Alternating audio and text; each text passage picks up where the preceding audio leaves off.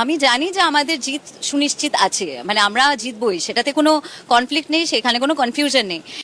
বুড়ি মমতা আমার জীবন শেষ করে দিল, এবার মমতা ব্যানার্জিকে নিয়ে এমন মন্তব্য করলেন অভিনেত্রী কোয়েল মল্লিক। কোয়েল বলেন, আমার রাজনীতিতে আসার কোনো ইচ্ছাই ছিল না। আমি কখনো ভাবিনি কখনো সংসদে আসব।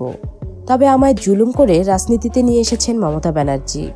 কথা বলতে বলতে একটা সময় মমতা ব্যানার্জিকে বুড়ি বলে ফেলেন কোয়েল।